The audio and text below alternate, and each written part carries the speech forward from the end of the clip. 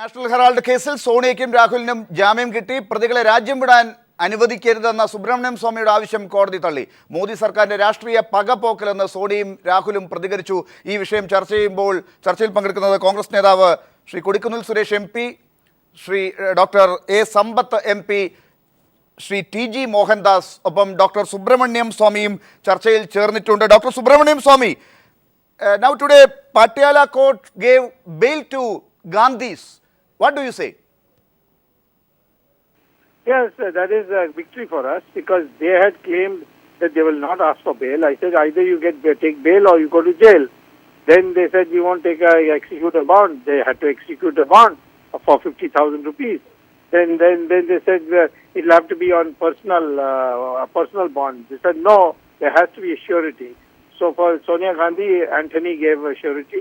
For Rahul Gandhi, Priyanka gave a surety. For other people gave surety. So all the things they completely backed down. And then I raised the question that they have a habit of running away abroad and this may delay the trial.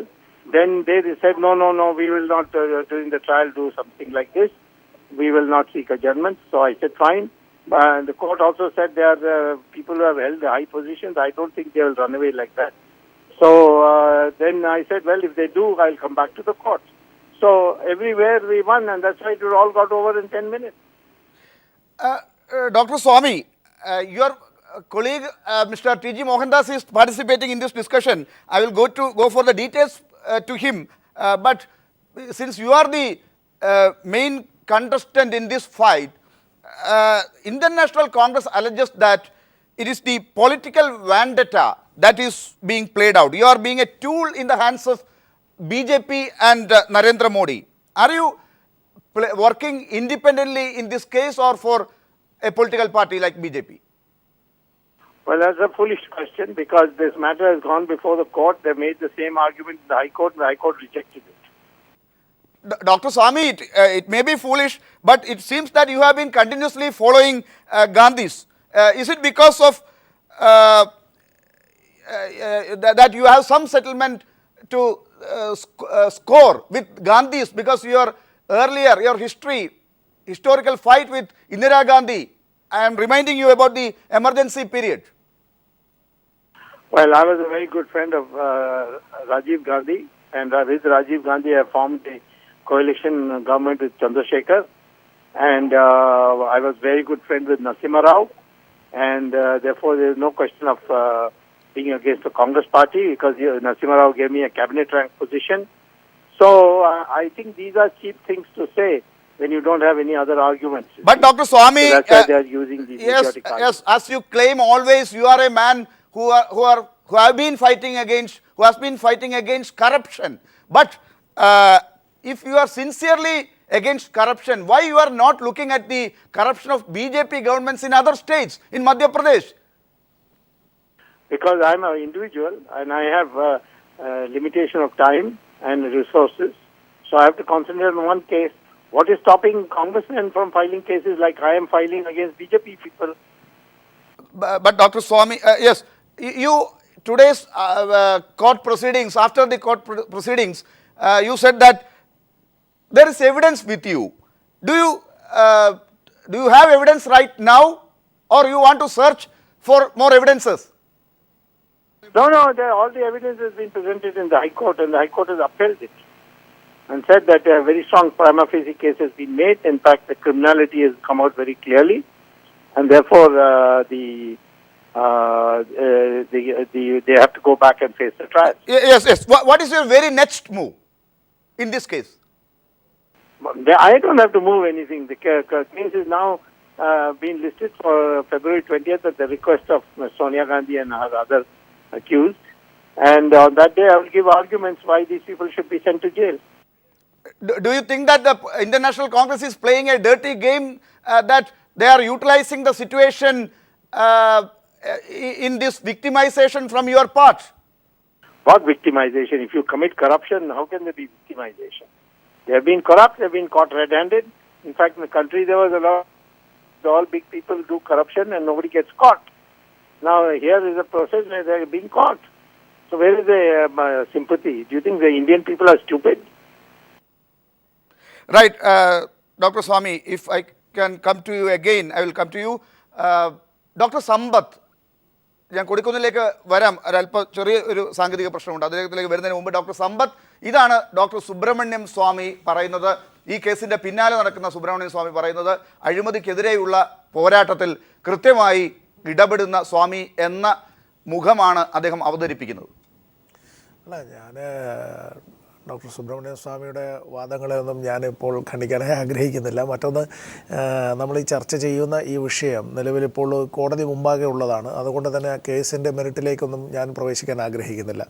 പക്ഷേ കോൺഗ്രസ് ഇപ്പോൾ ഈ പാർലമെൻറ്റിൻ്റെ ശൈത്യകാല സമ്മേളനം നടക്കുമ്പോൾ ഈ കഴിഞ്ഞ ആഴ്ചയിൽ അവിടെ ലോക്സഭയും രാജ്യസഭയും എല്ലാം സ്തംഭിപ്പിക്കുന്ന നിലയിലേക്കെല്ലാം എത്താനായി, അത് ലോക്സഭയിൽ അങ്ങനെ സ്തംഭിപ്പിക്കാനായി കോൺഗ്രസിൻ്റെ അംഗബലം കൊണ്ട് 44 പേര് എന്നുള്ള അംഗബലം കൊണ്ട് കഴിഞ്ഞില്ല എന്ന് മാത്രമല്ല, ആ 44 പേരും കൃത്യമായി ഹാജരുണ്ടായിരുന്നില്ല എന്നുള്ളത് മറ്റൊരു കാര്യം. അത് മാത്രമല്ല, അരുണാചൽ പ്രദേശിലെ വിഷയം, ഒപ്പം ഡീസലിൻ്റെയും പെട്രോളിൻ്റെയും വില വർധനവ്, അതെപ്പോഴും ഈ ലോകത്തിൽ അതിൻ്റെ എല്ലാം വില കുറയുമ്പോഴും ഇന്ത്യയിൽ വില കുറയ്ക്കുന്നില്ല എന്നുള്ള വിഷയം, പിന്നെ പല കോൺഗ്രസ് അംഗങ്ങളും അവരുടേതായിട്ടുള്ള ചില അടിയന്തര പ്രമേയത്തിന് നോട്ടീസ് കൊടുത്തുകൊണ്ട് ഇങ്ങനെ പല വിധത്തിലുള്ള തന്ത്രങ്ങൾ, അത് വാസ്തവത്തിൽ ഒരു കൃത്യമായ ഒരു കൂടിയാലോചനയും അതൊരു ഏകോപനവും ഇല്ലായ്മ ലോക്സഭയിൽ പ്രകടമായിരുന്നു. എന്തായാലും ഞാൻ ഈ ചർച്ചയിൽ ഒരു കാര്യം പറയാൻ ആഗ്രഹിക്കുകയാണ്. കോൺഗ്രസിൻ്റെ നേതൃത്വം നേരത്തെ പറഞ്ഞിരുന്നൊരു കാര്യം, ഇവിടെ അവർ ശ്രീമതി സോണിയാഗാന്ധിയും അതുപോലെ തന്നെ ശ്രീ രാഹുൽ ഗാന്ധിയും ഉൾപ്പെടെയുള്ള 7 പ്രതികൾ നൽകിയിരുന്നതായിട്ടുള്ള ഒരു ഹൈക്കോടതി മുമ്പാകെ നൽകിയിരുന്ന ഹർജി തള്ളപ്പെട്ടു പോയത് കൊണ്ട് ചീഫ് മെട്രോപൊളിറ്റൻ കോടതി മുമ്പാകെ പോയി ജാമ്യമെടുക്കണം എന്നുള്ളതാണ് വരുന്നത് എങ്കിൽ, ഞങ്ങൾ അങ്ങനെ അപ്പോൾ ഹാജരാകുമോ ഹാജരാകില്ലയോ എന്നുള്ളതിനെ സംബന്ധിച്ചൊരു ചർച്ചയും തർക്കവും തന്നെ ഉണ്ടായി. അത് കഴിഞ്ഞ് രണ്ടാമത്തെ കാര്യം, അങ്ങനെ ഹാജരായാൽ ഇവർ 7 പേരാണ് പ്രതികളായിട്ടുള്ളത്, അവർ അങ്ങനെ ജാമ്യമെടുക്കാൻ സാധ്യതയില്ല എന്നുള്ള നിലയിലാണ് പറഞ്ഞത്. ഇന്നലെയാണ് എങ്കിൽ നാട്ടിലേക്ക്, കേരളം ഉൾപ്പെടെയുള്ള സംസ്ഥാനങ്ങളിലേക്ക് മടങ്ങാനായി ആഗ്രഹിച്ചിരുന്ന കോൺഗ്രസ് എംപിമാരോട് നിങ്ങളെല്ലാവരും ശനിയാഴ്ച നിർബന്ധമായും ഡൽഹിയിൽ ഉണ്ടാകണം എന്ന് അവരെ കോൺഗ്രസ് ഹൈക്കമാൻഡിൽ നിന്ന് അങ്ങനെ അറിയിക്കുകയുണ്ടായി. അങ്ങനെ അവിടെ നിൽക്കേണ്ടതായിട്ട് വന്നു. എന്തായാലും സോണിയാഗാന്ധിക്ക് ഒരു അവസരം നഷ്ടപ്പെട്ടു പോയി എന്ന അഭിപ്രായമാണ് എനിക്കുള്ളത്. കാരണം ഈ ഡിസംബർ 19 എന്നത് ഗാന്ധി കുടുംബത്തെ സംബന്ധിച്ച് രാഷ്ട്രീയമായ മാറ്റങ്ങൾക്ക് വളരെ ഒരു ചരിത്രപരമായ പ്രാധാന്യമുള്ളൊരു ദിവസമാണ്. 37 വർഷങ്ങൾക്ക് മുമ്പ് ജനതാ പാർട്ടിയുടെ ഗവൺമെൻറ്റിൻ്റെ കാലത്ത് ഇതുപോലൊരു ഡിസംബർ 19 ശ്രീമതി ഇന്ദിരാഗാന്ധി അറസ്റ്റ് ചെയ്യപ്പെട്ട് ജയിലിലേക്ക് അടയ്ക്കപ്പെട്ടത്. അങ്ങനെ ജയിലിലേക്ക് പോയ ശ്രീമതി ഇന്ദിരാഗാന്ധി ഡിസംബർ 19, ഓർക്കണം, കോൺഗ്രസിൻ്റെ നേതാക്കൾ 37 വർഷം മുമ്പ് ജനതാ പാർട്ടിയുടെ സർക്കാരിന് കീഴിൽ വാസ്തവത്തിൽ ജനങ്ങളെ അഭിമുഖീകരിക്കാൻ പോലും കഴിയാതിരുന്ന അന്നത്തെ ആ കോൺഗ്രസ്സിന് പക്ഷേ ഇന്നത്തെ 44 അല്ല 153 എംപിമാരുണ്ടായിരുന്നു എന്ന കാര്യം കൂടി ഓർക്കണം. 153 എംപിമാരുണ്ടായിരുന്നു. പക്ഷേ ജയിലിൽ നിന്ന് തിരിച്ചു വന്നത് ശ്രീമതി ഇന്ദിരാഗാന്ധി ഒരു രാഷ്ട്രീയ കൊടുങ്കാറ്റ് പോലെ ജനങ്ങളെ ഇളക്കാനും ആ ഗവൺമെൻറ്റിൻ്റെ തകർച്ചയിലേക്ക് കൊണ്ടെത്തിക്കുന്ന വിധത്തിലുള്ള പ്രകമ്പനം കൊള്ളിക്കുന്ന രാഷ്ട്രീയ പ്രവർത്തനങ്ങളിലേക്കും എത്തി. ഇവിടെ കോൺഗ്രസിനെ സംബന്ധിച്ച് ഇന്ന് സംഭവിച്ച സംഘടനാപരമായ ഒരു ദുര്യോഗം എന്നുള്ളത് ഈ ഇത്തരത്തിലുള്ള പ്രശ്നങ്ങളെ രാഷ്ട്രീയമായും നിയമപരമായും നേരിടുന്നതിന് വേണ്ടിയുള്ള ആർജവവും സംഘടനാ ബലവും അതിനുവേണ്ടിയുള്ള കൃത്യമായ ഗൃഹപാഠത്തോടു കൂടിയുള്ള ആ ടൈം ടേബിൾ അങ്ങനെ തന്നെ നടപ്പാക്കുന്ന കാര്യത്തിൽ അവർക്ക് വീഴ്ച ഉണ്ടായി എന്ന് വേണമെങ്കിൽ രാഷ്ട്രീയ നിരീക്ഷകർ അഭിപ്രായപ്പെടാം. കാരണം ഇവിടെ പണം കെട്ടിവെച്ചാണ് ജാമ്യം നേടിയിട്ടുള്ളത്. ജാമ്യം എടുത്തില്ലെങ്കിൽ ജയിലിലേക്ക് പോകാമായിരുന്നു. ഇനി 3 ദിവസം കൂടി പാർലമെൻറ്റ് സമ്മേളനമുണ്ട്. 23-ാം തീയതി വൈകുന്നേരമേ തീരുന്നുള്ളൂ. അങ്ങനെ ആയിരുന്നെങ്കിൽ എന്തായിരിക്കും സ്ഥിതി എന്നുള്ളത് സംബന്ധിച്ച് കൂടി ആലോചിക്കണമായിരുന്നു. ഇപ്പോൾ ജാമ്യം എടുത്തിരിക്കുന്നു എന്നുള്ളതാണ്. ശ്രീ കൊടിക്കുന്നിൽ, നേരത്തെ ഡോക്ടർ സുബ്രഹ്മണ്യം സ്വാമി പറഞ്ഞതിൽ നിന്ന് തുടങ്ങിയാൽ ക്രിമിനൽ കേസാണ് ഇത്, അല്ലാതെ ഇത് ആരുടെയെങ്കിലും വൈരാഗ്യം തീർക്കലല്ല. ഇന്ദിരാഗാന്ധിയോട് സുബ്രഹ്മണ്യം സ്വാമിക്ക് ഉണ്ടാകാൻ സാധ്യതയുള്ള ഒരു വൈരാഗ്യത്തിൻ്റെ ഫലമായി ഉണ്ടായ ഒന്നായി ഇതിനെ കാണേണ്ടതില്ല. ഇവിടെ ഈ കേസിൽ അവർ വിജയിച്ചിരിക്കുന്നു. ഇപ്പോൾ ഡോക്ടർ സമ്പത്തും ചൂണ്ടിക്കാട്ടിയതുപോലെ 50,000 രൂപയ്ക്കും ഒരു ആൾ ജാമ്യത്തിനുമാണ് ഇപ്പോൾ ഇന്ന് കോടതിയിൽ നിന്ന് പുറത്തേക്ക് പോയത്. അല്ലെങ്കിൽ ജയിലിലേക്ക് പോകേണ്ട അവസ്ഥയാണ്.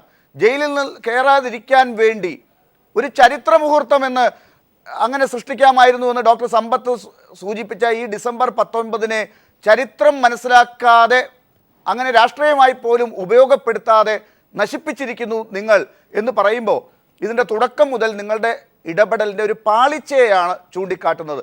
ഇപ്പോഴും ആ പാളിച്ച തുടരുകയാണോ ശ്രീ കൊടിക്കുന്നിൽ?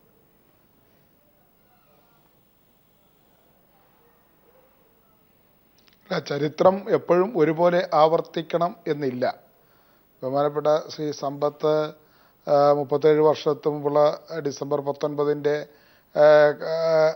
ചരിത്രം ഓർമ്മിപ്പിച്ചുകൊണ്ട് അതേ ചരിത്രം തന്നെ ഈ അടുത്ത വർഷങ്ങളിലും ആവർത്തിക്കുന്നു പറഞ്ഞാൽ കമ്മ്യൂണിസ്റ്റ് പാർട്ടിയിലും അങ്ങനെയുള്ള പല ചരിത്രങ്ങളും അതിനു മുമ്പ് ഉണ്ടായിട്ടുണ്ട്.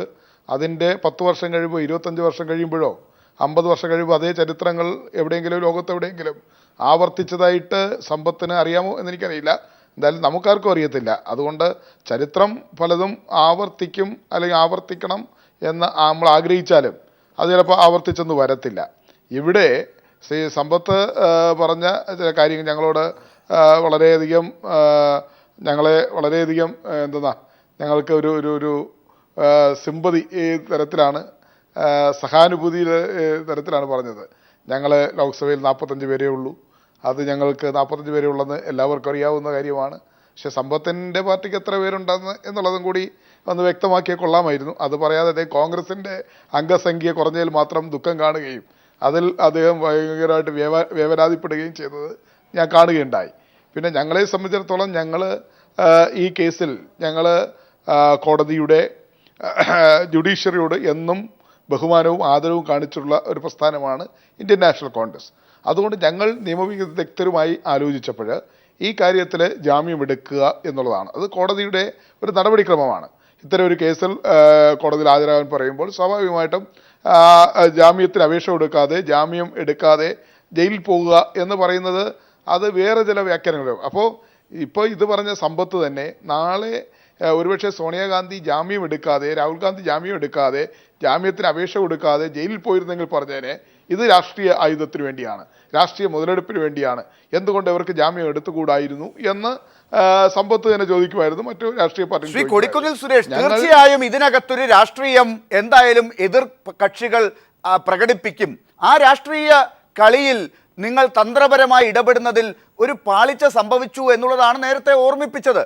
അത് ഒരുപക്ഷെ BJPയെ നിങ്ങൾ അറ്റാക്ക് ചെയ്യുന്ന കാര്യത്തിൽ ഇപ്പോൾ നിങ്ങൾ കളിക്കുന്ന ഒരു രാഷ്ട്രീയമുണ്ടല്ലോ. നിങ്ങൾ ഇന്ന് ഈ നിയമപരമായി തന്നെ മുന്നോട്ട് കൊണ്ടുപോകുമ്പോൾ പുറത്ത് ഏത് രീതിയിലാണ് കോടതിക്ക് പുറത്ത് നിങ്ങൾ ഇടപെട്ടത്? അതുപോലെ നേരത്തെ നിങ്ങൾ വലിയ ഡെമോൺസ്ട്രേഷനൊക്കെ പ്ലാൻ ചെയ്തത് ഈ തരത്തിൽ സിമ്പതി കിട്ടുന്നതിന് വേണ്ടിയുള്ള ഒരു ഇടപെടൽ നിങ്ങൾ നടത്തുന്നത് പോലെ ആ സിമ്പതിയെ ഓർമ്മിപ്പിക്കാനും പഴയ ചരിത്രത്തിൽ നിങ്ങൾ ഇടപെട്ടതിനെ ചൂണ്ടിക്കാട്ടാനും മറ്റു രാഷ്ട്രീയ പാർട്ടികളും ശ്രമിക്കും. അവിടെ എന്തുകൊണ്ട് നിങ്ങൾ ഡോക്ടർ സമ്പത്തിനെ പേടിക്കുന്നു, വിമർശകരെ പേടിക്കുന്നു, അതുകൊണ്ട് ഞങ്ങൾ നിയമത്തിൻ്റെ വഴിയെ പോയി എന്ന് പറയുന്നു? തുടക്കത്തിൽ തന്നെ ഇത് നിങ്ങൾക്ക് ആകാമായിരുന്നല്ലോ. ഇപ്പോൾ എന്തിന് ഇങ്ങനെ പറയുന്നു? ഇതൊരു രാഷ്ട്രീയം കളിയാണോ നിങ്ങളുടേത്?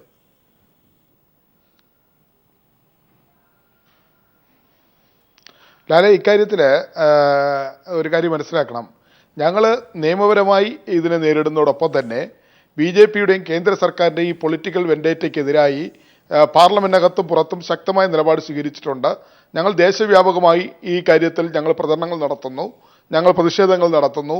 യൂത്ത് NSCIയുടെയും മഹിളാ കോൺഗ്രസിൻ്റെ നേതൃത്വത്തിൽ ഡൽഹിയിലും അതുപോലെ രാജ്യത്തിൻ്റെ വിവിധ തലസ്ഥാനങ്ങളിലും ഒക്കെ തന്നെ ഈ സംഭവങ്ങളുമായി ബന്ധപ്പെട്ട് ഞങ്ങളുടെ സമരങ്ങൾ പ്രക്ഷോഭങ്ങൾ നടക്കുകയാണ്. ഞങ്ങൾ പാർലമെൻറ്റിൽ 2 ദിവസം നാഷണൽ ഹെറാൾഡിൻ്റെ ഈ വിഷയവുമായി ബന്ധപ്പെട്ട് സുബ്രഹ്മണ്യ സ്വാമി കെട്ടിച്ചമച്ചുണ്ടാക്കിയ ഈ കള്ളക്കേസുമായി ബന്ധപ്പെട്ട് ഞങ്ങൾ പാർലമെൻറ്റിൽ 2 ദിവസം നടുത്തളത്തിലിറങ്ങി ബഹളം ഉണ്ടാക്കിയപ്പോൾ അന്ന് ഞങ്ങളെ കുറ്റപ്പെടുത്തി. ഞങ്ങൾ പാർലമെൻറ്റ് സ്തംഭിപ്പിക്കുന്നു, നാഷണൽ ഹെറാൾഡ് ഇത് കോടതി ജുഡീഷ്യറിയുടെ ഭാഗമാണ്, ഇത് നിയമപ്രശ്നമാണ്, ഇത് കോടതി ഒരു സമൻസ് അയച്ചതിൻ്റെ പേരിൽ അല്ലെങ്കിൽ കോടതിയിൽ ഹാജരാകണമെന്ന് പറഞ്ഞതിൻ്റെ പേരിൽ എന്തിനാണ് പാർലമെൻറ്റ് തടസ്സപ്പെടുത്തുന്നത്, എന്തിനാണ് പാർലമെൻറ്റിനെ ഹൈജാക്ക് ചെയ്യുന്നതെന്നൊക്കെ ചോദ്യം ചോദിച്ചവരും വിമർശിച്ചവരും ഉണ്ട്. മാധ്യമങ്ങളടക്കമുള്ളവരുണ്ട്, അവർ രാഷ്ട്രീയ പാർട്ടികളുണ്ട്, സമ്പത്തിൻ്റെ പാർട്ടി അടക്കമുള്ള പാർട്ടികളുണ്ട്. പക്ഷേ ഞങ്ങൾ നിയമപരമായി നേരിടുന്നതോടൊപ്പം തന്നെ ഞങ്ങൾ ഇതിൻ്റെ BJPയുടെ പൊളിറ്റിക്കൽ വെൻഡേറ്റയെ അല്ലെങ്കിൽ അവരുടെ ഈ രാഷ്ട്രീയ ഗൂഢാലോചന സുബ്രഹ്മണ്യ സ്വാമിയെ മുന്നിൽ നിർത്തിക്കൊണ്ട് കോൺഗ്രസിനെയും അതുപോലെ കോൺഗ്രസിനെ ഏതുവിധേനയും തകർക്കുവാൻ വേണ്ടിയുള്ള ഒരു പുതിയ ശ്രമം നരേന്ദ്രമോദി സർക്കാർ ആരംഭിച്ചിരിക്കുന്നു. അതുകൊണ്ട് തന്നെ ഞങ്ങൾ രാഷ്ട്രീയമായും അതിനെ നേരിടുന്നുണ്ട്. അതിൻ്റെ പേരിൽ ഞങ്ങൾ ഇന്ന് ആയിരക്കണക്കിന് പ്രവർത്തകർ സോണിയാഗാന്ധിക്ക് പിന്തുണ അർപ്പിച്ചുകൊണ്ട് രാഹുൽ ഗാന്ധിക്ക് പിന്തുണ അർപ്പിച്ചുകൊണ്ട് AICC ആസ്ഥാനത്ത് വന്നു. നേതാക്കന്മാരുണ്ടായിരുന്നു. ഞങ്ങൾ കോടതിയിലേക്ക് മാർച്ച് ചെയ്യണം, അല്ലെങ്കിൽ മാർക്സിസ്റ്റ് പാർട്ടിയെ പോലെ, ഇടതുപക്ഷങ്ങളെ പോലെ, അല്ലെങ്കിൽ മറ്റു പാർട്ടിയെ പോലെ കോടതിയിൽ നിന്ന് അനുകൂലമായ വിധി ഉണ്ടാകുമ്പോൾ കോടതിയെ പ്രശംസിക്കുകയും കോടതിയിൽ നിന്ന് അനുകൂലമല്ലാത്ത വിധി ഉണ്ടാകുമ്പോൾ കോടതിയിലേക്ക് മാർച്ച് നടത്തുകയും ജഡ്ജിമാരെ അധിക്ഷേപിക്കുകയും അവരെ പ്രതീകാത്മകമായി അതിന് ഡോക്ടർ സമ്പത്തും മറുപടി പറയും. ഞാൻ അതിനു മുമ്പ് ശ്രീ ടി ജി മോഹൻദാസിലേക്ക്. ശ്രീ ടി ജി മോഹൻദാസ്, കൊടിക്കുന്നിൽ പറഞ്ഞ് അവസാനിപ്പിക്കുന്നിടത്ത് എന്താണ് അവരുടെ രാഷ്ട്രീയം എന്നുള്ളത് പ്രകടമാക്കുന്നുണ്ട്. അതായത് നരേന്ദ്രമോദി സർക്കാരിന് ഇതിനകത്ത് ഒരു പ്രധാനപ്പെട്ട പങ്കുണ്ട്. അവർ മൗനം പാലിക്കുമ്പോൾ BJP നാഷണൽ ഹെറാൾഡ് കേസിൻ്റെ ഒരു സ്ഥലത്തും ഇല്ല എന്ന് പറയാൻ ശ്രമിക്കുമ്പോഴും സുബ്രഹ്മണ്യം സ്വാമിയെ മുൻനിർത്തിക്കൊണ്ട് അദ്ദേഹത്തെ സംരക്ഷിച്ചുകൊണ്ട് അദ്ദേഹത്തിന് വേണ്ട സഹായങ്ങൾ ചെയ്തു കൊടുത്തുകൊണ്ട് കോൺഗ്രസിനെയും മറ്റു പലരെയും അറ്റാക്ക് ചെയ്യുന്നത് പോലെ നാഷണൽ ഹെറാൾഡ് കേസിൽ കോൺഗ്രസിൻ്റെ തലപ്പത്ത് തന്നെ അടിക്കാൻ ശ്രമിക്കുന്നത് നിങ്ങളുടെ രാഷ്ട്രീയം തന്നെയല്ലേ? BJPയുടെ രാഷ്ട്രീയമല്ലേ? മോഡിയുടെ രാഷ്ട്രീയമല്ലേ? അല്ല, 2012-ലാണല്ലോ ലാലി കേസ് സുബ്രഹ്മണ്യൻ സ്വാമി മജിസ്ട്രേറ്റ് കോടതിയിൽ കേസ് കൊടുക്കുന്നതെന്നാ 2012-ലാണ്. അന്ന് ആരാ പ്രധാനമന്ത്രി? നരേന്ദ്രമോദിയാണോ? അല്ലല്ലോ. ഇതെന്തൊക്കെയായി എനിക്കറിയാമല്ലോ. കോൺഗ്രസ്സുകാർക്ക് ഇത് എന്ത് പറ്റി? ഇനി പൊളിറ്റിക്കൽ വെൻഡറ്റ. ഞാൻ ശ്രീമാൻ കൊടിക്കുന്നിൽ സുരേഷിനോട് ഒരു കാര്യം ചോദിക്കട്ടെ. VS അച്യുതാനന്ദൻ്റെ പരാതിയുടെ പുറത്താണ് KM മാണിയുടെ പേരിൽ കേസെടുക്കുന്നത്. K ബാബുവിൻ്റെ പേരിൽ കേസ് വരുന്നതും അച്യുതാനന്ദൻ്റെയും VS സുനിൽകുമാറിൻ്റെയും ഒക്കെ പരാതിയുടെ പുറത്തും അവർ ഹൈക്കോടതിയിൽ പോയതിൻ്റെ പുറത്തുമൊക്കെയാണ്. പൊളിറ്റിക്കൽ വെൻഡറ്റയാണെന്ന് പറഞ്ഞ് നിങ്ങളെന്താ ബഹളം വയ്ക്കാഞ്ഞേ? പൊളിറ്റിക്കൽ വെൻഡറ്റയുടെ പേരിൽ കേരള നിയമസഭ സ്തംഭിച്ചില്ലല്ലോ, ലോക്സഭയിൽ നിങ്ങൾ പ്രശ്നം ഉണ്ടാക്കിയില്ലല്ലോ. പൊളിറ്റിക്കൽ പാർട്ടിയുടെ ലീഡേഴ്സിന് കേസ് കൊടുക്കാൻ പാടില്ല എന്നുണ്ടോ? അത് കൊടുത്തു കഴിഞ്ഞാൽ ഉടനെ പൊളിറ്റിക്കൽ വെൻഡറ്റ ആകുന്നത് എന്താ? ഇനി വെൻഡറ്റ ആണെന്ന് തന്നെ വെച്ചോ, കോടതി ഈ വെൻഡറ്റ വെച്ചല്ലോ വിധിക്കുന്നത്, തെളിവുകൾ നോക്കിയല്ലേ. ഇപ്പോഴും വിധിയൊന്നും വന്നിട്ടില്ല. നിങ്ങൾക്കൊരു സമൻസ് വന്നു, മര്യാദയ്ക്ക് പോയി ഹാജരായി ജാമ്യം എടുക്കുക. അല്ലാതെ നിങ്ങളെ ബഹളം വയ്ക്കുന്ന എന്തിനാ? പാർലമെൻറ്റ് സ്തംഭിപ്പിക്കുന്നത് ഇങ്ങനെ. ഇനി സ്തംഭിപ്പിക്കുന്നതിന് നീതിയാണെങ്കിൽ ആ നീതി കേരള നിയമസഭയിൽ നിങ്ങൾ കാണിക്കണം. ബാബുവിന് വേണ്ടിയിട്ടും KM മാണിക്ക് വേണ്ടിയിട്ടും കാണിക്കണം. എന്താ കാണിക്കാത്തത്? വെറുതെ എന്തിനാണ് നീ ഈ വലിയ വായിൽ വർത്തമാനം പറയുന്നത്? ഇതൊരു തട്ടിപ്പ് കേസല്ലേ, ഭൂമി തട്ടിപ്പ് കേസ്. വ്യക്തമായ തെളിവുകൾ, കടലാസുകളാണ്, സാക്ഷിമൊഴിയൊന്നുമല്ല, കടലാസുകൾ. നമ്മൾ ലീഗൽ ഭാഷയിൽ ഡോക്ടർ സമ്പത്തിനൊക്കെ മനസ്സിലാവുമല്ലോ. സിപ്സ ലോക്കിറ്റർ എന്ന് പറയും. Things will speak for it self. Speaking documents ആണ്, ഒപ്പിട്ട കടലാസുകളാണ്.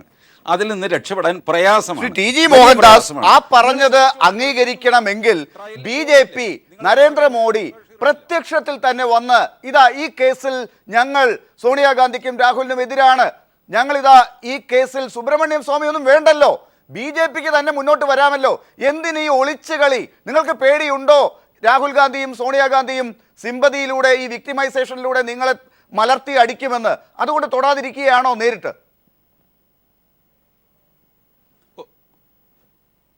അതെ, സോണിയാഗാന്ധി ഞങ്ങളെ മൂക്കിലിട്ട് വലിക്കുമെന്ന് ഞങ്ങൾക്ക് പേടിയുണ്ട്. ലാലെ, 2012-ൽ പ്രധാനമന്ത്രി ആരാണ് പ്രധാനമന്ത്രി? മൻമോഹൻ സിംഗ് അല്ലേ? ആ സമയത്തല്ലേ ഈ കേസ് കോഗ്നൈസൻസിൽ എടുക്കുന്നത്? അതായത് മൻമോഹൻ സിംഗുമായി ഡോക്ടർ സുബ്രഹ്മണ്യം സ്വാമി എന്തോ ഗൂഢാലോചന നടത്തിയെന്നാണോ താങ്കൾ പറയുന്നത്? അതോ 2014-ൽ നരേന്ദ്രമോദിക്ക് വരാൻ വേണ്ടി സുബ്രഹ്മണ്യം സ്വാമി അന്നേ കളി തുടങ്ങിയെന്നാണോ? ഞാൻ പറയുന്നില്ല. സുബ്രഹ്മണ്യം സ്വാമി, ഡോക്ടർ ലാൽ, നിങ്ങളടക്കമുള്ള മാധ്യമ പ്രവർത്തകർ നിരന്തരമായിട്ട് അവഗണിക്കുന്ന ഒരു ക്യാരക്ടറാണ് സുബ്രഹ്മണ്യൻ സ്വാമി. അദ്ദേഹത്തിന്റെ റേഞ്ചോ റീച്ചോ നിങ്ങൾക്ക് അറിഞ്ഞുകൂടാ. അദ്ദേഹത്തെ ഈ ചർച്ചയുടെ ആദ്യത്തിൽ തന്നെ ഞാൻ വിളിച്ച് അദ്ദേഹത്തിന്റെ വേർഷൻ എടുത്തതാണ്. ഞങ്ങൾ അവഗണിക്കുന്നൊന്നുമില്ല. ചിദംബരത്തിന്റെ മാർക്സിസ്റ്റ് കേസ് പറയട്ടെ. ഇതെല്ലാം ചെയ്തത് നരേന്ദ്രമോദി അധികാരത്തിൽ ഇല്ലാത്തപ്പോഴാണ്. നരേന്ദ്രമോദിയെ കണ്ടിട്ട് ഫയൽ ചെയ്ത കേസുകളല്ല ഇത്. നരേന്ദ്രമോദി അല്ലായിരുന്നെങ്കിൽ പോലും കേസിന്റെ പാട്ടിന് നടക്കുമായിരുന്നു. നാട്ടിൽ കോടതിയും നിയമവും ഇല്ലേപ്പാ, അതനുസരിച്ചല്ലേ കേസ് മുന്നോട്ട് പോകുന്നത്. നിങ്ങളെന്താ നരേന്ദ്രമോദി എന്ത് ചെയ്യുന്നതാണ് നിങ്ങൾ പറയുന്നത്? ജഡ്ജിയെ സ്വാധീനിച്ചെന്നോ? അതാണോ നിങ്ങളുടെ ഉദ്ദേശം? പറയേണ്ടത് കൊടിക്കുന്നിൽ സുരേഷാണ്. കൊടിക്കുന്നിൽ സുരേഷ്, എന്താണ് നരേന്ദ്രമോദി ചെയ്തത്? നിങ്ങൾ ഇത്ര നരേന്ദ്രമോദിയെ കുറിച്ച് പറയാൻ രാഷ്ട്രീയ ശത്രുക്കളെ വേട്ടയാടാൻ കേന്ദ്ര ഏജൻസികളെ ഉപയോഗിക്കുന്നു. ബ്രിട്ടീഷുകാരുടെ മർദ്ദന തന്ത്രം അതിജീവിച്ച കോൺഗ്രസ് ഇതൊക്കെ അതിജീവിക്കുമെന്ന് നിങ്ങൾ പറയണമെങ്കിൽ എന്താണ് നരേന്ദ്രമോദി ചെയ്തതെന്ന് പറഞ്ഞു കൊടുക്കൂ ടി ജി മോഹൻദാസിന്. 2012-ൽ നരേന്ദ്രമോദി ഇന്ത്യയുടെ പ്രധാനമന്ത്രി അല്ലെങ്കിലും ഈ കേസ് കൊടുത്ത സുബ്രഹ്മണ്യ സ്വാമി BJP നേതാവാണ്, BJPയുടെ കേന്ദ്ര കമ്മിറ്റി അംഗമാണ്. അപ്പോൾ നരേന്ദ്രമോദി പ്രധാനമന്ത്രിയാകാൻ വേണ്ടി 2014-ൽ അങ്ങ് ആകാശത്ത് നിന്ന് പൊട്ടി വീണതല്ല, മറിച്ച് ഈ രാജ്യത്തെ വ്യവസായ കുത്തകളെയും കോർപ്പറേറ്റുകളെയും അതുപോലെ തന്നെ മാധ്യമ കുത്തകളെയൊക്കെ വിലക്കെടുത്ത് 2014 തനിക്ക് അധികാരത്തിൽ വരാനുള്ള സാഹചര്യങ്ങൾ ഒരുക്കുകയായിരുന്നു. അക്കൂട്ടത്തിൽ സുബ്രഹ്മണ്യ സ്വാമിയെയും കയ്യിലെടുത്തുകൊണ്ട് നരേന്ദ്രമോദിയും BJPയും കോൺഗ്രസിനെതിരായി കേസുകൾ ഉണ്ടാക്കി. ആ കേസുകളിൽ ഒന്നാണ് സുബ്രഹ്മണ്യം ഏൽപ്പിച്ച നാഷണൽ ഹെറാൾഡ് കേസ്. ഞാൻ ചോദിക്കട്ടെ, ഈ പൊളിറ്റിക്കൽ വെൻഡേറ്റ് എന്ന് ഞാൻ പറയുമ്പോൾ എൻ്റെ സുഹൃത്ത് അവിടെ ഇരുന്നുകൊണ്ട് ശ്രീ മോഹൻദാസ് പറഞ്ഞത് ഞാൻ കേൾക്കുകയായിരുന്നു. നമുക്കറിയാം, നമ്മുടെ രാജ്യത്തെ ഞെട്ടിപ്പിച്ച വ്യാപം കുംഭകോണം ഉണ്ടായി. മധ്യപ്രദേശ് മുഖ്യമന്ത്രിയും അദ്ദേഹത്തിൻ്റെ കുടുംബമാണ് വ്യാപം കുംഭകോണത്തിൽ പ്രതികളായി വന്നിട്ടുള്ളത്. എന്തുകൊണ്ട് നീതിക്ക് വേണ്ടി നടക്കുന്ന, അല്ലെങ്കിൽ നീതി നടപ്പാക്കാൻ നടക്കുന്ന, അല്ലെങ്കിൽ നിയമയുദ്ധം നടത്തുന്ന, പോരാട്ടം നടത്തുന്ന സുബ്രഹ്മണ്യ സ്വാമി എന്തുകൊണ്ട് വ്യാപം കുംഭകോണത്തിൻ്റെ യഥാർത്ഥ വസ്തുക്കൾ പുറത്തു കൊണ്ടുവരാൻ വേണ്ടി ഒരു കേസിന് പോയില്ല? അതുപോലെ തന്നെ വസുന്ധര രാജയും ലളിത് മോഡിയും വസുന്ധര രാജയുടെ മകനുമായി ഉണ്ടാക്കിയ ഒരു കമ്പനിയുണ്ട് രാജസ്ഥാനിൽ. അതിനെ സംബന്ധിച്ച് കോടിക്കണക്കിന് രൂപയുടെ അഴിമതി ആരോപണമാണ് വന്നിരിക്കുന്നത്. എന്തുകൊണ്ട് ആ അഴിമതി ആരോപണങ്ങൾ അതിൻ്റെ സത്യസ്ഥിതി പുറത്തു കൊണ്ടുവരാൻ വേണ്ടി ഈ സുബ്രഹ്മണ്യ സ്വാമി എന്തുകൊണ്ടൊരു കേസ് ഫയൽ ചെയ്തില്ല? അപ്പോൾ ഇവിടെ പൊളിറ്റിക്കൽ വെൻഡേറ്റ് ഞങ്ങൾ പറയുന്നത് അതാണ്. ഇവിടെ BJP നേതാക്കന്മാർക്കെതിരായി BJP സ്വാമിമാരുണ്ടാക്കിയിട്ടുള്ള പല ട്രസ്റ്റുകളുണ്ട്. BJPയും സംഘപരിവാറിൻ്റെയും സപ്പോർട്ട് ചെയ്ത പല സ്വാമിമാരും ട്രസ്റ്റുകൾ ഉണ്ടാക്കിയിട്ടുണ്ട്. അവിടെയൊക്കെ കോടിക്കണക്കിന് രൂപയുടെ ട്രാൻസാക്ഷൻ നടന്നിട്ടുണ്ട്. BJPയുടെ നിതിൻ ഗഡ്കരി ഒരു വിവാദം ഉണ്ടായല്ലോ. നിതിൻ ഗഡ്കരി ഉണ്ടാക്കിയ ഒരു ട്രസ്റ്റിനെ സംബന്ധിച്ച് വിവാദം ഉണ്ടായല്ലോ. എത്രയോ BJP നേതാക്കന്മാർ ഇത്തരത്തിൽ സാമ്പത്തിക ക്രമക്കേടുകളും തിരിമറികളും പല ട്രസ്റ്റുകളുടെയും പലതിൻ്റെയും പേര് നടത്തിയിട്ടുണ്ട്. എന്തേ സുബ്രഹ്മണ്യ സ്വാമി അതിനെതിരെ TG മോഹൻദാസ്? അപ്പോ അതാണ് കാര്യം. BJP നേരിട്ടിറങ്ങിയാൽ ഈ കാര്യങ്ങളൊക്കെ കോൺഗ്രസ് പറയും, മറ്റെതിരാളികൾ മുന്നോട്ട് കൊണ്ടുവരും. അത് നിങ്ങൾക്ക് പ്രശ്നമാകും. അതുകൊണ്ട് സുബ്രഹ്മണ്യം സ്വാമി കളിക്കട്ടെ. എന്തെങ്കിലും വന്നാലും സുബ്രഹ്മണ്യ സ്വാമിക്കല്ലേ പ്രശ്നമുള്ളൂ. നിങ്ങൾക്കിങ്ങനെ കരയിൽ ഇരുന്നു കൊണ്ട് ഇടയ്ക്കൊക്കെ സഹായിച്ച കാര്യങ്ങൾ നടത്താം, മീൻ പിടിക്കാം. ഇതാണല്ലോ നടക്കുന്നത്. അതെ അതെ അതെ. ഈ CRPCയിലെ സെക്ഷൻ 190 എനിക്കും സമ്പത്തിനും കൊടുക്കുന്ന സുരേഷിനും ഒരുപോലെയാണ്. ഡോക്ടർ സമ്പത്ത് വക്കീലുമാണല്ലോ, കൃത്യമായിട്ട് മനസ്സിലാവുള്ളൂ. വ്യാപം അഴിമതി കേസിൽ ശിവരാജ് സിംഗ് ചൗഹാന് ഇതുണ്ട്, പങ്കുണ്ട് എന്ന് കൊടുക്കുന്ന സുരേഷിന് ബോധ്യമുണ്ടെങ്കിൽ ഭോപ്പാലിലെ മജിസ്ട്രേറ്റ് കോടതിയിൽ കൊണ്ടുപോയിട്ട് സെക്ഷൻ 190 CRPC വെച്ചിട്ട് ഒരു പ്രൈവറ്റ് കംപ്ലയിൻറ്റ് ഫയൽ ചെയ്യുക, വരുത്തുക. സ്വാമി സോണിയാഗാന്ധിയെ വരുത്തിയ പോലെ നിങ്ങൾ ശിവരാജ് സിംഗ് ചൗഹാനെ കോടതിയിൽ വരുത്തുക, സമൻസ് അയപ്പിക്കുക. തൻ്റെ ഇടമുണ്ടോ, റിസോഴ്സസ് ഉണ്ടോ കയ്യിൽ? വക്കീലന്മാർ കുറേ ഉണ്ടല്ലോ, എന്താ പോകാത്തത്? നാട്ടിലെ അഴിമതി മുഴുവൻ ഇപ്പോൾ വ്യാപം കുംഭകോണത്തിന് സുബ്രഹ്മണ്യം സ്വാമി കൊണ്ടുപോയി പെറ്റീഷൻ കൊടുക്കണം. അങ്ങനെ സ്വാമിയുടെ പുറത്തിരുന്ന് രാഷ്ട്രീയം കളിക്കാൻ നോക്കണ്ട. സ്വാമിയും നല്ലൊരു രാഷ്ട്രീയക്കാരൻ തന്നെയാണ്. നിങ്ങൾക്ക് ദണ്ഡമുണ്ടെങ്കിൽ നിങ്ങൾ കൊണ്ടുപോയി കേസ് കൊടുക്കുന്നത്. നിങ്ങൾക്ക് who is preventing you from filing A case? Who is preventing? നിങ്ങൾ വസുന്ധര രാജിക്കെതിരെ എന്താ കേസ് കൊടുക്കാത്തത്? കൊടുക്കുന്നു. മജിസ്ട്രേറ്റ് കോടതി എല്ലാവർക്കും ഉള്ളതാണ്, ഞങ്ങൾക്ക് മാത്രം ഉള്ളതൊന്നുമല്ല, നിങ്ങൾക്കും ഉള്ളതാണ്. കൊടുത്ത് മിടുക്ക് തെളിയിച്ച്. ഇവിടെ അച്യുതാനന്ദനും സുനിൽകുമാറും മുരളീധരനും ഒക്കെ കേസ് കൊടുക്കുന്നുണ്ടല്ലോ. കോൺഗ്രസ്സുകാർക്ക് എന്താ കേസ് കൊടുത്താൽ അവർ മാത്രം ബഹളം വെച്ച് കാര്യം കാണുമെന്നാണോ? അങ്ങനെയൊന്നും നടക്കാനൊന്നും പോകുന്നില്ല.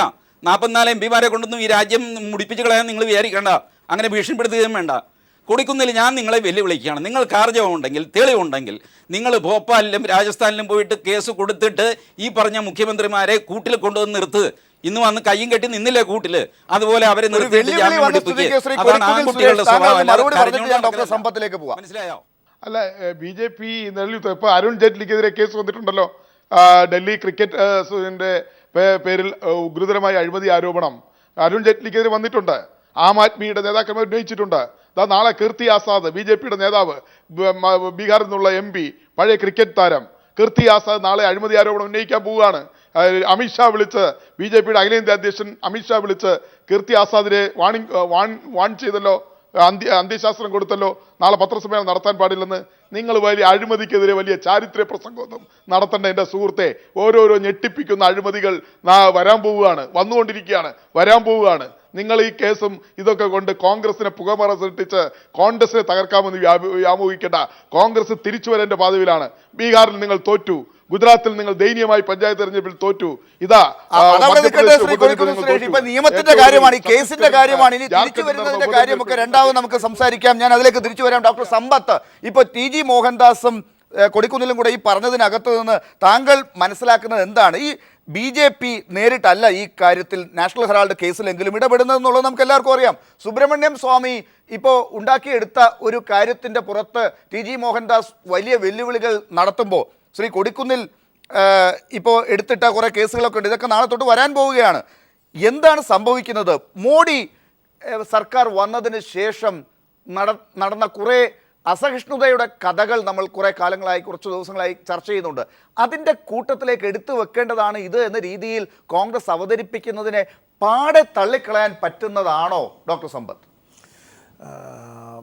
ബി ജെ പിയുടെ ഗവൺമെൻറ് അധികാരത്തിൽ വന്നതിന് ശേഷം ഈ അസഹിഷ്ണുതയെക്കുറിച്ചുള്ള ചർച്ച സമീപകാലത്ത് അത് ഉയർന്നു വരികയുണ്ടായി. രാഷ്ട്രപതി ഉൾപ്പെടെ, ഇന്ത്യൻ പ്രസിഡന്റ് ഉൾപ്പെടെ അക്കാര്യത്തെ സംബന്ധിച്ച് 3 വട്ടം സൂചിപ്പിക്കുകയുണ്ടായി.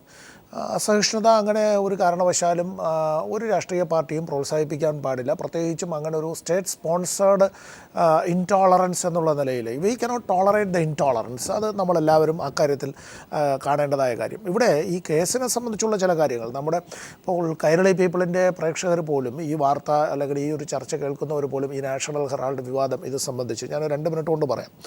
ഈ 2012 നവംബർ മാസം 1-ാം തീയതിയാണ് ഡോക്ടർ സുബ്രഹ്മണ്യ സ്വാമി ഇത് സംബന്ധിച്ചുള്ള ഒരു സ്വകാര്യ അന്യായം ഫയൽ ചെയ്യുന്നത്. ഡൽഹിയിലെ മെട്രോപൊളിറ്റൻ കോടതിയിലാണ് അദ്ദേഹം ഫയൽ ചെയ്യുന്നത്. അത്തരത്തിൽ ആ ഒരു സ്വകാര്യ അന്യായം ഫയൽ ചെയ്യാനുണ്ടായ കാര്യമെന്ന് പറയുന്നത് 1937 ഈ അസോസിയേറ്റഡ് ജേണൽ ലിമിറ്റഡ് എന്ന് പറയുന്നതായ ഒരു കമ്പനി, അതൊരു പബ്ലിക് കമ്പനിയാണ്, പക്ഷേ ഒരു ലിസ്റ്റഡ് കമ്പനി അല്ല. പണ്ഡിറ്റ് ജവഹർലാൽ നെഹ്റു ഉൾപ്പെടെയുള്ളവരാണ് അതിൻ്റെ സ്ഥാപക നേതാക്കന്മാരായിട്ടുള്ളവർ. ജസ്റ്റിസ് മാർക്കണ്ഡേയ കഡ്ജുവിൻ്റെ ജസ്റ്റിസ് കഡ്ജുവിൻ്റെ പിതാമഹൻ ഉൾപ്പെടെ അതിൻ്റെ സ്ഥാപക അംഗങ്ങളിൽ ഒരാളായിരുന്നു. ഇത് കോൺഗ്രസിൻ്റെ നിയന്ത്രണത്തിൽ തന്നെ. ഇത് മാത്രമല്ല, ഈ നാഷണൽ ഹെറാൾഡ് പോലെ തന്നെ മറ്റ് ചില ഉറുദു പത്രം, ക്വാമി ആവാസ് എന്നുള്ളൊരു ഉറുദു പത്രവുമെല്ലാം ഇവർ പ്രസിദ്ധീകരിച്ചിട്ടുണ്ട് 2008 വരെ. മോത്തിലാൽ വോറ, കോൺഗ്രസിൻ്റെ പ്രസിഡന്റ് കൂടിയായ മോത്തിലാൽ വോറ ഇതിൻ്റെ ചെയർമാനും മാനേജിംഗ് ഡയറക്ടറുമായി പിന്നീട് അവരോധിതനായി. ശ്രീ രാഹുൽ ഗാന്ധി ചെയർമാനായി കൊണ്ടുള്ള യങ് ഇന്ത്യ എന്ന ഒരു കമ്പനി, അതൊരു പ്രൈവറ്റ് കമ്പനിയാണ്. ആ പ്രൈവറ്റ് കമ്പനിയുടെ ഓഹരി മൂലധനം 5 ലക്ഷം രൂപ മാത്രമാണ്. എന്നാൽ കോൺഗ്രസ് ഈ നാഷണൽ ഹെറാൾഡിൻ്റെ ഉടമസ്ഥരായിട്ടുള്ള, കാരണം അത് കോർപ്പറേറ്റ് എൻറ്റിറ്റി ആണല്ലോ, അത് വാസ്തവത്തിൽ അപ്പോൾ അതിനൊരു പ്രത്യേക എൻറ്റിറ്റിയാണ്, ജൂറിഡിക് പേഴ്സണാലിറ്റിയാണ്. അവർക്ക് 90.25 കോടി രൂപയുടെ വായ്പ, അത് പലിശരഹിത വായ്പയാണ് നൽകിയത്. ആ വായ്പ വാസ്തവത്തിൽ അത് നിയമപരമായി തിരിച്ചടച്ചിട്ടില്ല എന്നൊരു വാദം ഇവിടെ ഉണ്ട്. അഥവാ ഈ വായ്പ തിരിച്ചടച്ചിട്ടുണ്ടെങ്കിൽ അത് പണമായി അല്ല കൊടുക്കേണ്ടത്, മറ്റ് രേഖകൾ മുഖാന്തരം കമ്പനീസ് ആക്ട് അനുസരിച്ച് വ്യവസ്ഥ ചെയ്തിട്ടുള്ളതനുസരിച്ച് അങ്ങനെ നൽകപ്പെട്ടിട്ടുള്ള എന്നുള്ള വിഷയങ്ങളൊക്കെ ഉണ്ട്. അപ്പോൾ ഇപ്പോൾ ഇതുമായി ബന്ധപ്പെട്ട് വന്നിട്ടുള്ളത് ഈ യങ് ഇന്ത്യ എന്ന് പറയുന്ന ഈ പ്രൈവറ്റ് കമ്പനി ഈ അസോസിയേറ്റ് ജേണൽ ലിമിറ്റഡിനെ അതിൻ്റെ ഓഹരികൾ മൊത്തം വാങ്ങി എന്നുള്ളതാണ്.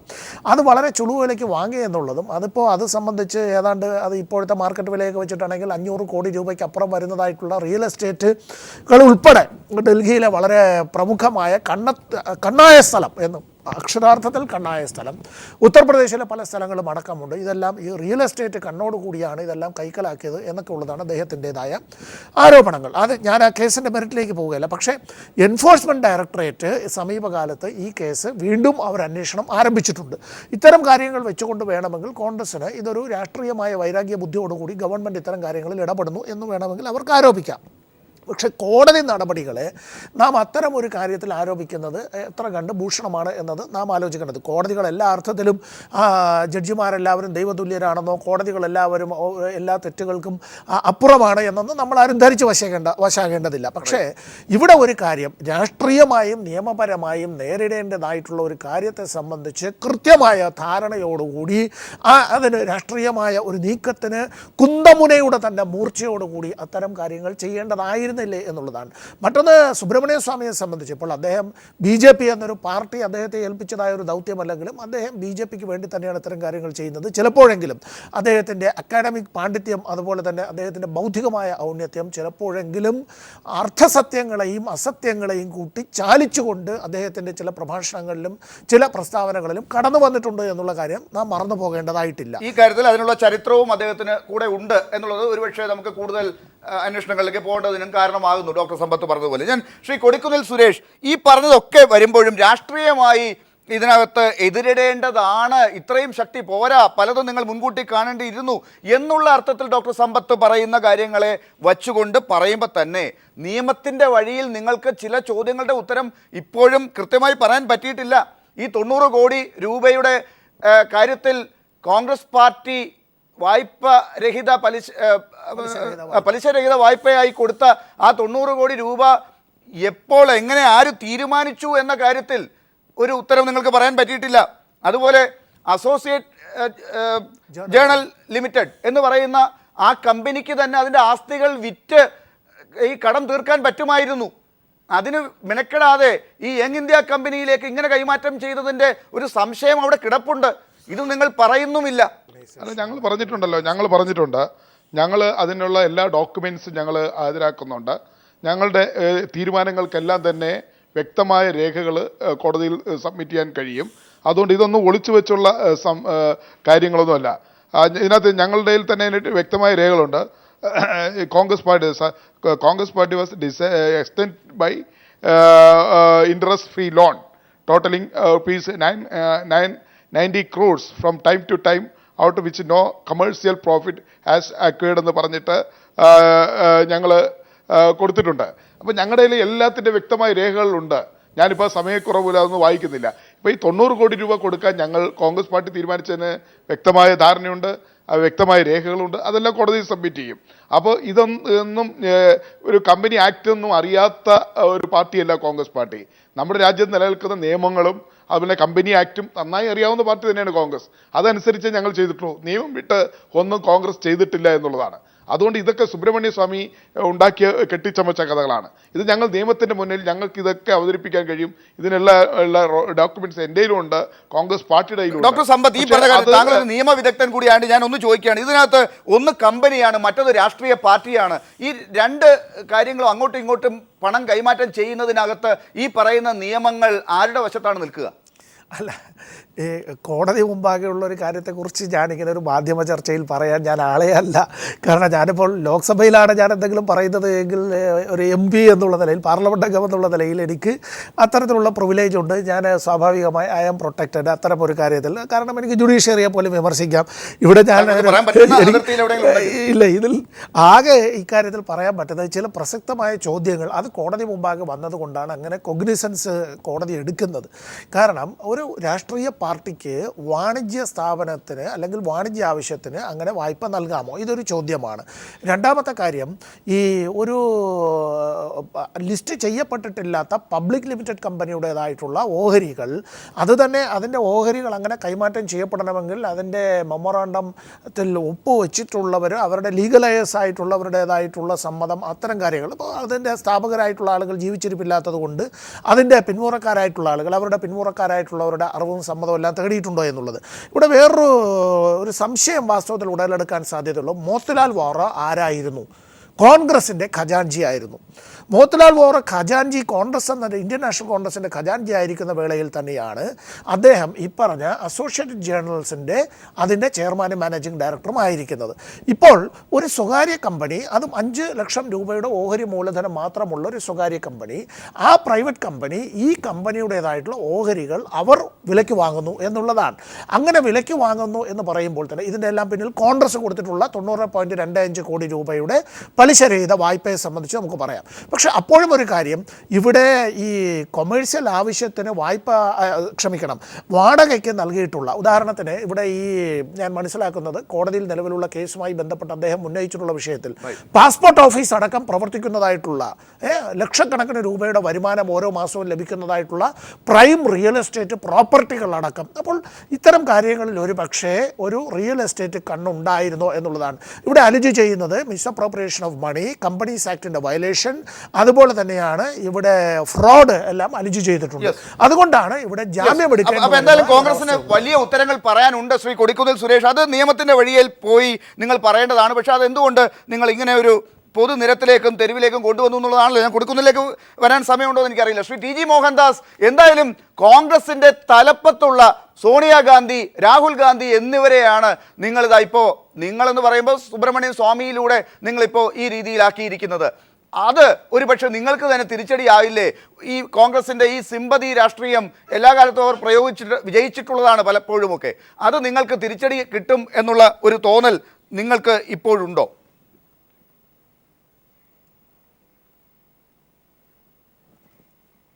അല്ല, അതൊക്കെ വരാൻ പോകുന്ന കാര്യങ്ങളാണല്ലോ ഡോക്ടർ ലാൽ. വാസ്തവത്തിലുണ്ടല്ലോ, ഒരു സ്കേതിങ് അറ്റാക്ക് ശ്രീ സമ്പത്തിൽ നിന്ന് കൊടിക്കുന്നിൽ സുരേഷിൻ്റെ നേർക്ക് ഉണ്ടാകുമായിരുന്നു. ഡോക്ടർ ലാൽ അത് സമർത്ഥമായിട്ട് ഇൻടോളറൻസ് എന്നുള്ളൊരു വാക്ക് ഇട്ട് കൊടുത്തിട്ട് സമ്പത്തിൻ്റെ ആ വീക്ക് നെർവിൽ കയറി പിടിച്ചു. ഇൻടോളറൻസ് ഇവർക്ക് രണ്ടുപേർക്ക് പ്രിയപ്പെട്ട ഒരു വാക്കാണ്. അതുകൊണ്ട് ആണ് എന്ന് ഞാൻ ഊഹിക്കുന്നു. ശ്രീ സമ്പത്ത് അദ്ദേഹത്തിൻ്റെ അറ്റാക്കിൻ്റെ അതിൻ്റെ മൂർച്ച ഒന്ന് കുറച്ചു. ഞാൻ ഏതായാലും കേസിൻ്റെ മെറിറ്റിലേക്ക് പോകുന്നില്ല, കോടതിയിൽ കിടക്കുകയല്ലേ. ഇതൊക്കെ ഈ ഒരേ കമ്പനി, ഒരേ ആൾക്കാരാണെന്ന് ഈ കമ്പനി. കോൺഗ്രസിൻ്റെ ഉടമസ്ഥന്മാരാരാ? സോണിയാഗാന്ധി, രാഹുൽ ഗാന്ധി, ഇവരൊക്കെ. യങ് ഇന്ത്യയുടെ ഉടമസ്ഥന്മാരാരാ? ഇവർ തന്നെ. AJLൻ്റെ ആരാ? ഇവർ തന്നെ. സോണിയാഗാന്ധിക്ക് സോണിയാഗാന്ധി ലോൺ കൊടുക്കുക, ആ ലോൺ സോണിയാഗാന്ധി എഴുതി തള്ളുക, എന്നിട്ട് ആ ലോണിൻ്റെ പേരിൽ ഷെയർസ് യങ് ഇന്ത്യയിൽ സോണിയാഗാന്ധി തന്നെ എടുക്കുക. താങ്കൾക്ക് പെട്ടെന്നൊരു മറുപടി പറയാനുണ്ടെങ്കിൽ സെക്കൻഡുകൾക്ക് അകം പറയാം. എന്നിട്ട് ഇതെല്ലാം കിടന്ന് തെരുവിൽ ന്യായീകരിച്ച് ഞങ്ങൾ സിമ്പതി ഉണ്ടാക്കിക്കോ മേടിച്ചോ, അല്ലെ ഞങ്ങൾ ജയിലിൽ പൊക്കോളാം, ജാമ്യം എടുക്കുന്നില്ല എന്നൊക്കെ പറഞ്ഞ് വീരവാദം അടിച്ച ആൾക്കാർ ഇന്നിപ്പം ചൂല് പോലെ കൂട്ടിപ്പോയി നിന്നിട്ട് 50,000 രൂപ ഒരാൾ ജാമ്യം വാങ്ങിച്ച് എന്നെയും ലാലിനെയും സമ്പത്തിനെയും പോലെ ജാമ്യം എടുത്തിട്ട് പോയില്ലേ? ഒരു VIP എല്ലാം സിമ്പതി കിട്ടുമായിരുന്നു, ജയിലിൽ പോകാമായിരുന്നല്ലോ. പോവില്ല സോണിയാഗാന്ധി. 24 മണിക്കൂർ ജയിലിൽ കിടന്നു കഴിഞ്ഞാൽ വേറെ AICC പ്രസിഡന്റ് വരും. കോൺഗ്രസ് ആയത് പാർട്ടി, കമ്മ്യൂണിസ്റ്റും BJP ഒന്നും ജയിലിൽ പോയാൽ ഇതൊക്കെ തെളിയിക്കാനുള്ള സമയമേ ഉണ്ടാകുകയുള്ളൂ. നിങ്ങളെ അങ്ങനെ പ്രതിക്കൂട്ടിൽ നിർത്താനൊന്നും അവർ മനഃപൂർവ്വം ഒന്നും ചെയ്യുന്നില്ല എന്നുള്ളതാണ്. പെട്ടെന്ന് നമുക്കറിയാലോ, കോൺഗ്രസ് മുക്ത ഭാരതം എന്നും പറഞ്ഞാണല്ലോ ഇവർ ഭരണം തുടങ്ങിയത്. ഇപ്പോൾ കോൺഗ്രസ് മുക്ത ഭാരതം എന്ന് പറഞ്ഞ് ഭരണം തുടങ്ങിയ BJPയും നരേന്ദ്രമോദിയും ഇന്ന് എവിടെ നിൽക്കുന്നത് നമുക്ക് എല്ലാവർക്കും അറിയാം. കോൺഗ്രസ് അതിശക്തമായി തിരിച്ചു വരും. ഞാൻ നേരത്തെ പറഞ്ഞല്ലോ, ഇത്തരം കേസുകൾ കൊണ്ടൊന്നും ഞങ്ങളെ പേടിപ്പിക്കാൻ നോക്കണ്ട. 977 ഇതിനേക്കാൾ വലിയ പ്രതിസന്ധി നേരിട്ട ഇന്ദിരാഗാന്ധിയാണ്. അടിയന്തരാവസ്ഥയ്ക്ക് ശേഷം ഇന്ദിരാഗാന്ധി ജയിലിലടച്ചു, കോൺഗ്രസ് നേതാക്കന്മാരെ ജയിലിലടച്ചു, രാഷ്ട്രീയ പകപോക്കൽ നടത്തി. ഞങ്ങൾ പരാജയപ്പെട്ടില്ല. കുറവുകൊണ്ട് മാത്രം ഇടപെടുന്നു. അന്ന് ഇന്ദിരാഗാന്ധി ജയിലിലേക്ക് പോയി, ഇന്നിപ്പോൾ ജയിലിലേക്ക് പോകാനുള്ള അവസരം നഷ്ടപ്പെടുത്തി എന്നാണ് ഡോക്ടർ സമ്പത്ത് തുടക്കത്തിൽ നിരീക്ഷിച്ചത്. ആ അർത്ഥത്തിൽ രാഷ്ട്രീയമായി പല പാകപ്പിഴകളും കോൺഗ്രസിന് സംഭവിക്കുന്നുണ്ടോ, അതോ ഇതിൽ നിന്ന് കരകയറുമോ കോൺഗ്രസ്? മോദി പ്രത്യക്ഷമായി തന്നെ ആ അറ്റാക്കിലേക്ക് കടന്നു വരുമോ? BJPയും എത്തുമോ എന്നുള്ളതും വരും ദിവസങ്ങളിൽ അറിയാം. വളരെ നന്ദി ചർച്ചയിൽ പങ്കെടുത്തതിന് ഡോക്ടർ സമ്പത്ത്, ശ്രീ കൊടിക്കുന്നിൽ സുരേഷ്, ശ്രീ TG മോഹൻദാസ്, ഡോക്ടർ സുബ്രഹ്മണ്യം സ്വാമി.